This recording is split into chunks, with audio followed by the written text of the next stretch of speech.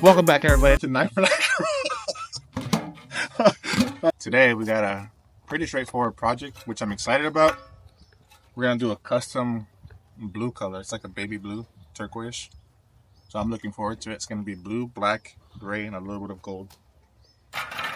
And we're gonna see some crazy stuff about me just spraying some stuff. So we're gonna get really artistic today. We're gonna Picasso the floor. And that's all I gotta say.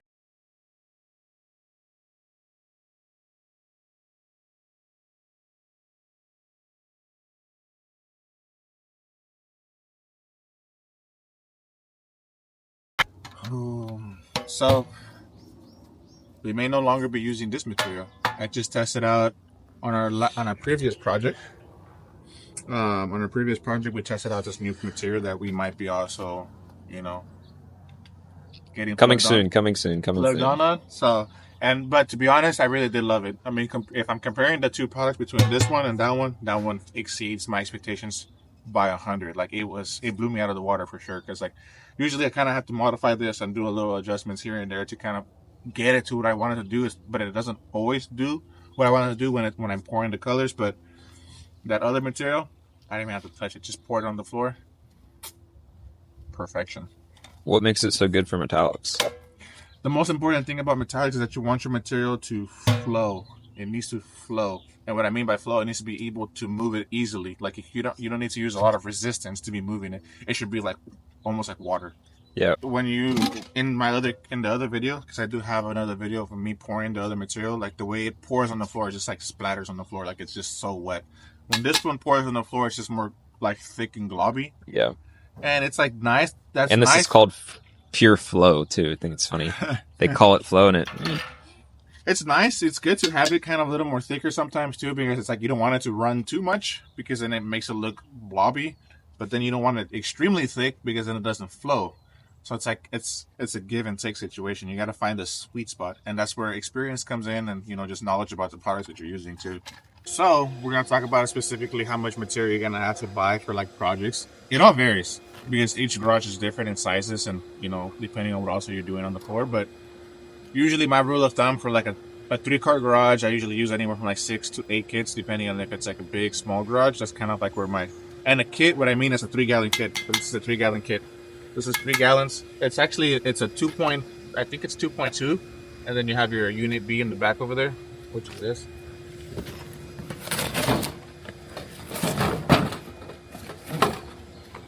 So you got the kit right here. This is a kit, so it's a 3-gallon kit. I usually use 3-gallon kits all the time when it comes to metallics. So I use 6 to 8 of these for my pours on the floor.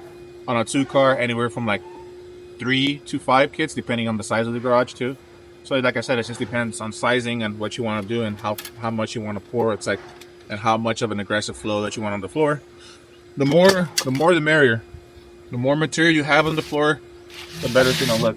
So what's a rule of thumb? You could be the most inexperienced person that knows how to do a metallic, but if you just pour it heavy and just get a little creative with it, I guarantee you it's gonna look amazing. Don't skimp out on product. What's a rule of thumb for someone for the first time buying material? Because they're not gonna know. Obviously, you told them that, but like, would they know from the people buying it, like who they're buying it from, like a supplier? Will they tell them how much to buy?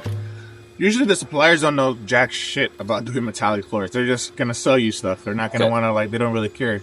But my rule of thumb is always buy extra. So if you're going, let's say you have, theoretically, for an example, you have a 2-car garage. You go in there thinking you're going to buy 4 kits. Buy 5. Just to have extra, because things always go wrong. So just buy a little extra. It doesn't hurt. And if you don't use it, you have it for the next project. So you spend less money for the next project. So rule of thumb, buy extra. Don't listen to what they tell you at the supplier store.